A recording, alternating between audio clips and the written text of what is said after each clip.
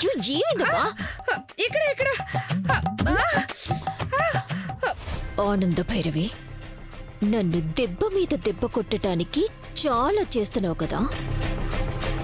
నేను కొట్టే దెబ్బ కోసం కూడా నువ్వు వెయిట్ చెయ్యి.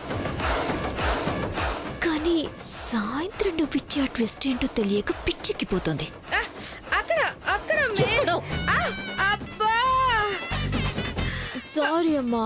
గోకమే ఇక్కడ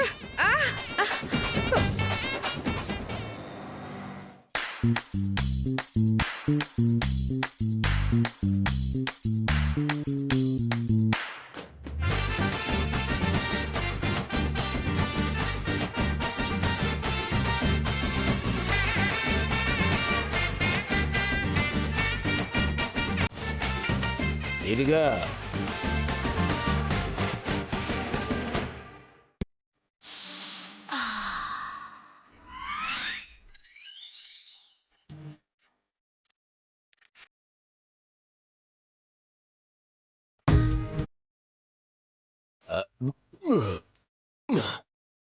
ఈవిడా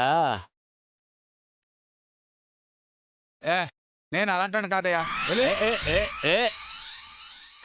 ఏంది ఈడి కంటికి నేను అట్టా కనబడున్నానా? చూస్తుండవా కంచు, కనీసం నీ ఫోటో పోటీ తిరిగి ఉండడానికి కూడా నాకు స్వాతంత్రం లేకుండా పోయింది. నువ్వు ఏడున్నా వదిలిపెట్టేది లే.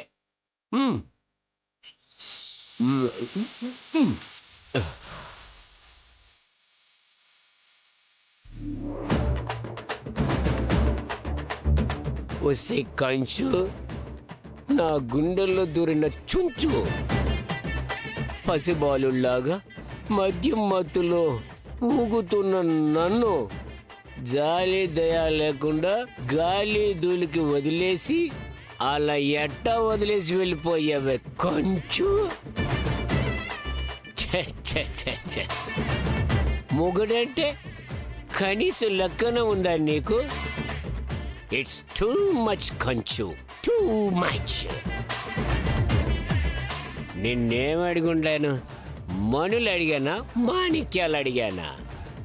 90 mlకి ఒక 70 రూపీసే కదా నిన్ను అడిగుండాను. ఆ మాత్రం దానికి పారిపోతావా? ఆఫ్టర్ ఆల్ 90 కోసం నైట్కి నైట్ నన్ను అనాథం చేసి పారిపోయిండవా? ఇది నీకు ఏమాత్రమైనా న్యాయంగా ఉంది కంచు? వదలా, నిన్ను వదలా.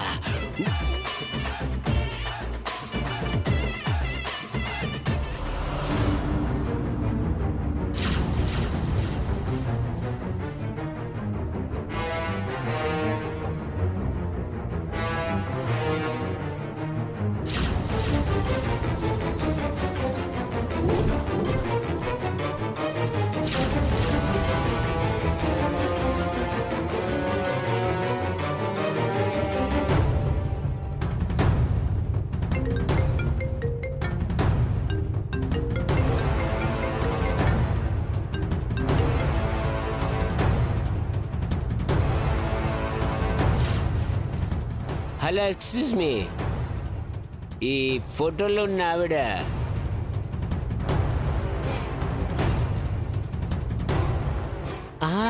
ఆ టైప్ కాదు, ఫ్యామిలీ టైప్. మా ఆవిడ బాబు. మా ఆవిడ కనిపించకుండా యాడికో పోయి ఉండదు. నేను దీని మీద బెంగెట్టుకొని ఎత్తుక్కుంటా తిరుగుతుండాను. తమరెక్కడైనా చూసుండుంటే ఓ తూరు చూసి చెప్పండి బాబా.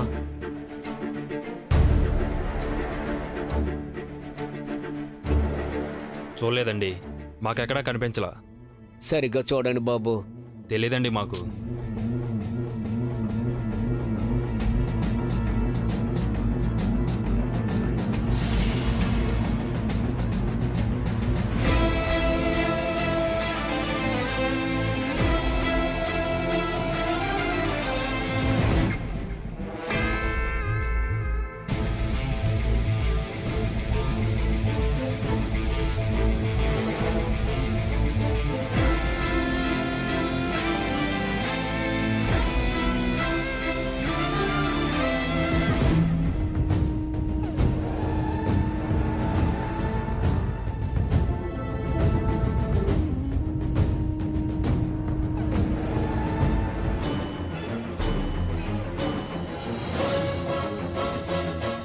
ఏం కావాలంట అతనికి? పెళ్ళం కావాలంట. ఏ సంబంధం అడుగుతున్నాడా? ఉన్న పిల్లమేమో వదిలేసి వెళ్ళిపోయిందంట. వెతుక్కుంటూ తిరుగుతున్నాడు. పాపం గట్టిగానే మోసం చేసి పారిపోయినట్టుందిరా.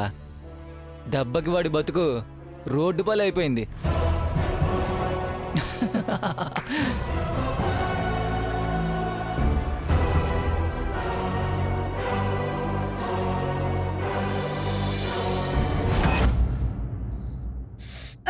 ఓ దేవుడా! అమ్మో అమ్మో! అడకత్తెరలో పాక్స్ ఎక్క మాదిరిగా మారిందేంది నా పరిస్థితి.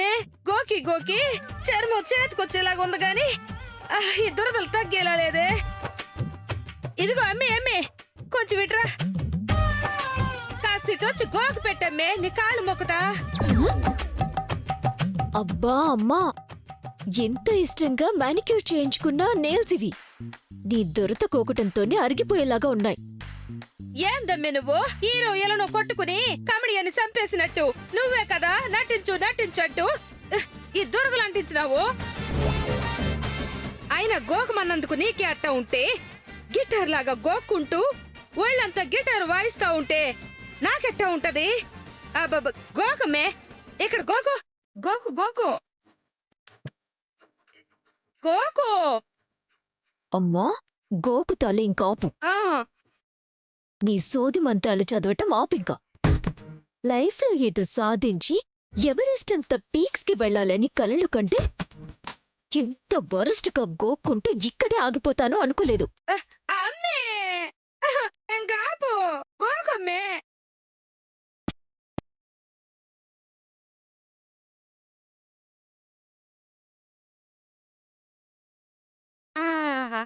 ఆనంద భైరవి ఇస్తానన్న ట్విస్ట్ ఏంటో అర్థం కాక బుర్ర బద్దలైపోతుంటే నాకు ఈ గోకుడు కోలొకటి.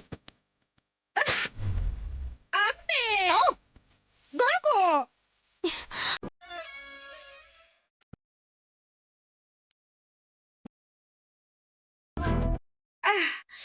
అక్కడ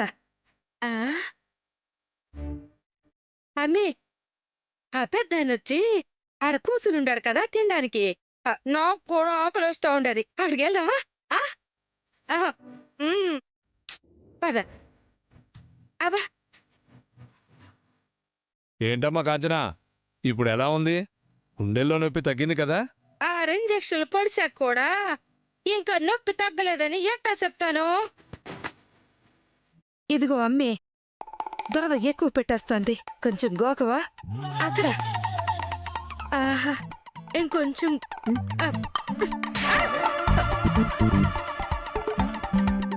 డిన్నర్ రెడీ అయింది, అందరూ రండి భోంచేద్దాం. కూర్చోండి. అక్క, ఒక్క నిమిషం. ఒక ముఖ్యమైన విషయం మీ అందరితో చెప్పాలి.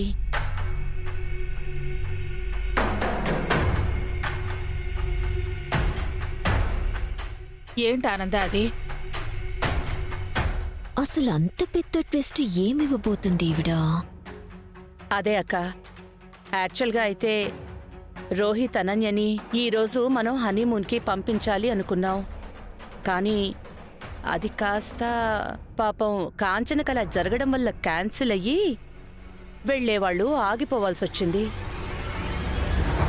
ఇప్పటికైనా వీళ్ళని వెళ్ళమందాము అంటే అనన్య వాళ్ళు వాళ్ల పెద్దమ్మ పక్కనే ఉంటాను, ఆవిడ్ని పరిస్థితుల్లో విడిచి ఎక్కడికి వెళ్ళను అంటోంది. పాపం, వాళ్ళ అటాచ్మెంట్ అలాంటిది కదా, అది మనెవరికి తెలియందా?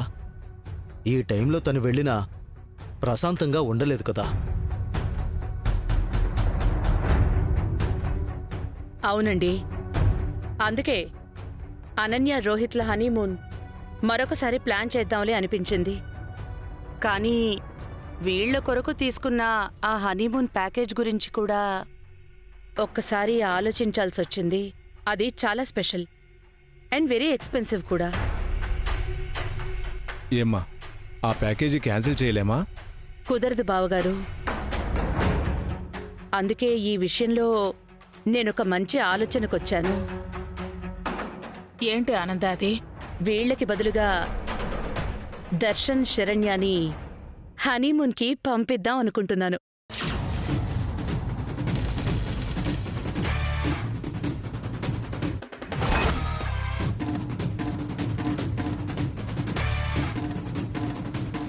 దర్శన్ శరణ్యల హనీమూనా?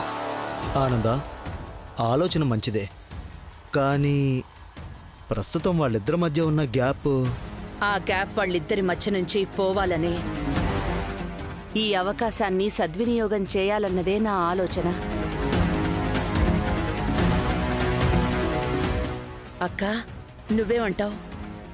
నీది చాలా చక్కటి ఆలోచన ఆనంద.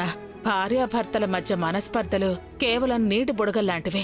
ఒకరినొకరు ఏకాంతంగా అర్థం చేసుకునే సమయం వాళ్ళకి వస్తేనే కదా ఆ అపార్థాలు పోయి అన్యోన్యత ఏర్పడుతుంది. ఆనంద, ఏది జరిగినా మన మంచికి అంటారు. ఇది అలాగేనేమో. రోహిత్ వాళ్ళు వెళ్లాల్సిన ప్రోగ్రాం క్యాన్సిల్ కావడం, దర్శన్ శరణ్యాలు ఒకటి అవడానికేనేమో. ఎలాగైతేనే మనందరికీ కావలసింది మన పిల్లలు కలకాలం సంతోషంగా ఉండడమే.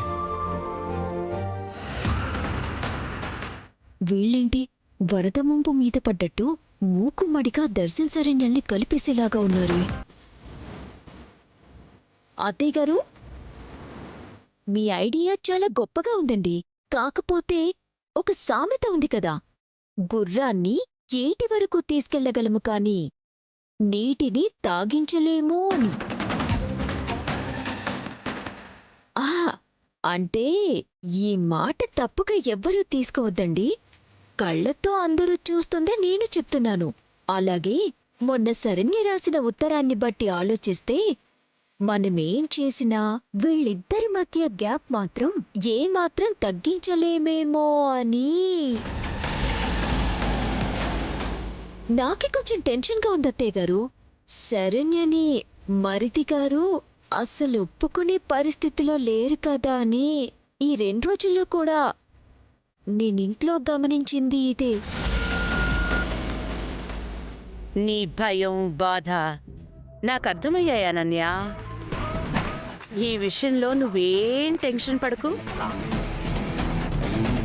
దర్శన్ను నేను ఒప్పిస్తాను కదా. భగవంతుడా, నువ్వే కాపాడాలి స్వామి.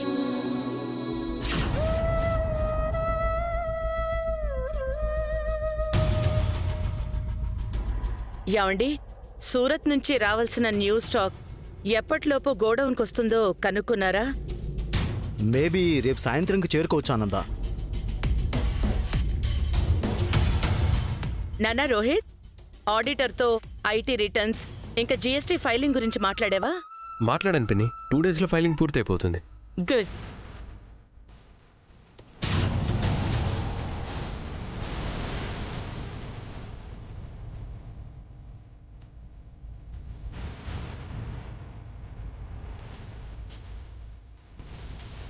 దర్శన్, ఏంటమ్మా? నీకో ముఖ్యమైన విషయం చెప్పాలి.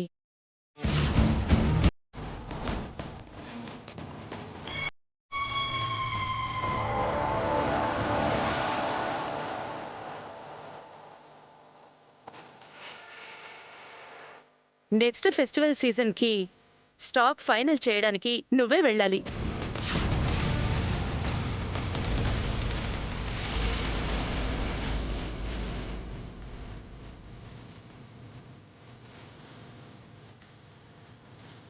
లేటెస్ట్ డిజైన్స్ పైన కొంచెం వర్క్ చేయాలి.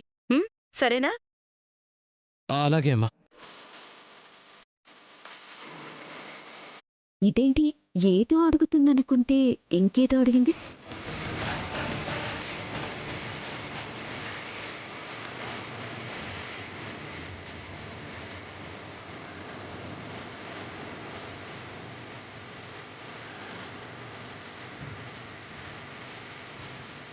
శరణ్య, వడ్డించమ్మా. సరే అత్తయ్య.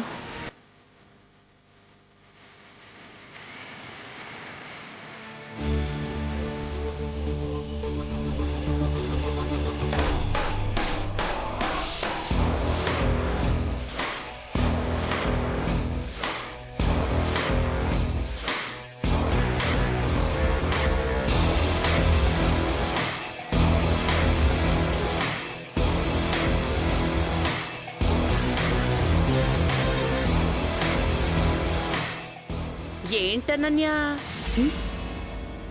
ఏదో ఎక్స్పెక్ట్ చేస్తే అదేది అవ్వలేదేంటా అని ఆలోచిస్తున్నావా? అవునత్తయ్య గారు, ఎగ్జాక్ట్లీ నేను కూడా అదే ఆలోచిస్తున్నాను. హనీమూన్కైతే ప్లాన్ చేశారు, కానీ దర్శన్ని ఒక్క మాట కూడా అడగకుండా ఎలా ప్లాన్ని వర్కౌట్ చేద్దామనుకుంటున్నారు? పాపం అనన్య.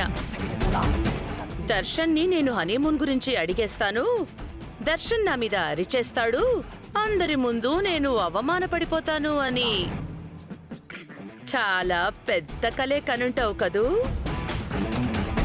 పిల్లకాకి. ఆవగింజంత బ్రెయిన్తో ఈ ఆనంద భైరవి గురించి స్కెచ్లు వేస్తే ఏం ఫలితం దొరుకుతుంది నీకు? చూడు, నువ్వు దర్శన్తో రాత్రి మాట్లాడింది మొత్తం నాకు తెలుసు.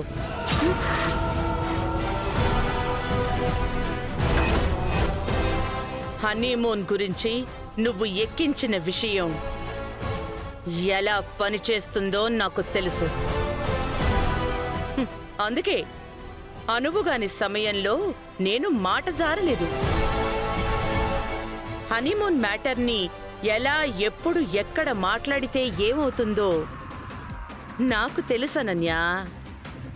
నువ్వు ఇలాగే టెన్షన్ పడు, కానీ నేను టెన్షన్ పడను.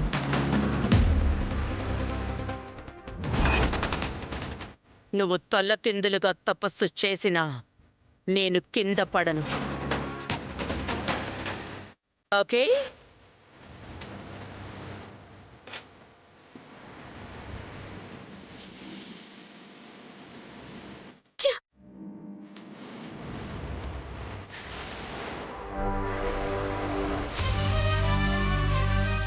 ఓహో, ఎందుకేనా హనీమూన్ విషయం గురించి ఆయన్ని అత్తయ్య గారు అడగలేదు?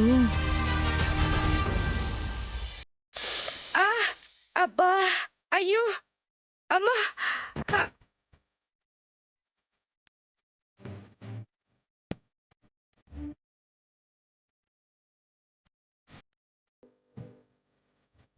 ఇదెక్కడ దొరదరా భగవంతుడా? గూడు దొరికింది కదా అని తల దాచుకోవటం మానేసి లేనిపోని విషయాల్లో తల దూరిస్తే దాన్ని దొరదంటారేమో. ఇట్ట గోక్కుంటా ఉంటే ఇప్పుడే అర్థమవుతా ఉండాది. అబ్బా,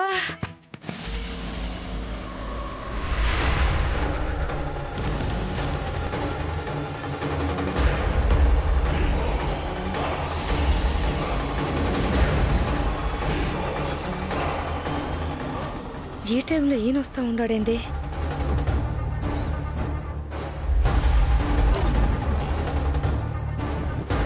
ఏంది విశ్వనాథం ఇట్ట వచ్చుండావు? కూతురు కాపురం ఎట్ట ఉండాదోనని చూసిపోదామని వచ్చుండావా? నువ్విక్కడుండగా నా కూతురు కాపురం ఎలా ఉంటుందో అర్థమయ్యే ఇక్కడికొచ్చాను కాంచనా. నీ సంగతేంటో తేలుద్దామని వచ్చాను. ఏంది విశ్వనాథం, నువ్వు నా విషయం తేలుద్దామని వచ్చుండావా? హాస్యానికైనా హద్దుండక్కర్లా. అయినా ఇదేమి నీ ఒక్కడికే వియ్యాల వారిల్లు కాదు, నాకు కూడా ఇది వియ్యాల వారిల్లే. నా కన్న కూతురు ఈ ఇంటికి పెద్ద కోడలు అంటే నీ మీద నాదే పెద్ద సై అన్నమాట. పెద్ద చిన్న కాదు కాంచనా, బుద్ధి సరిగ్గా ఉండాలి. మనిషి అన్నాక కొంచెమైనా పద్ధతి పాడు ఉండాలి. పద్ధతికి చీర కడితే అచ్చు అది నాలాగే ఉంటది కదా విశ్వనాథం. అట్లాంటిది నన్నెందుకు వేలెత్తి చూపిస్తా ఉండవు? వేలెత్తి చూపించడం కాదు, నిన్నిక్కడి నుంచి మెడబట్టి బయటికి గెంటేయాలి. అయినా ఏం మనిషివి నువ్వు? ఆ ఇంటి నుంచి వెళ్ళగొట్టానని అనన్యతో చేతులు కలిపి ఈ ఇంట్లో తిష్ట వేస్తావా? అసలు నువ్విక్కడ ఉండడానికి వీల్లేదు. మర్యాదగా ఈ ఇంటి నుంచి గేటు దాటు. బాబా, మా ఆవిడ్ని ఏడైనా చూసుండవా? నేను చూడలేదండి.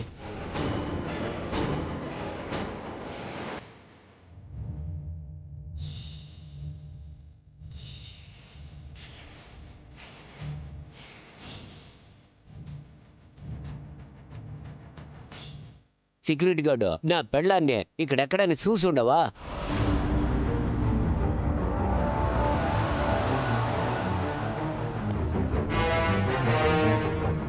ఎల్లవయ్యా. ఆగవయ్యా, ఇదిగో సెక్యూరిటీ గార్డు, ఈ చుట్టుపక్కల ఏడైనా నా పెళ్ళాన్ని చూసుండావా? నహే. ఓరి నీ దొంపదాగా, కనీసం ఫోటో కూడా చూడకుండా నయ్యి అంటావేంద్రా? చూడు చూడు. నహే నహే. ఓరి బాబో, కనీసం నా పెళ్ళం ఫోటో అయినా చూసేనా చెప్పరా ఆ మాట?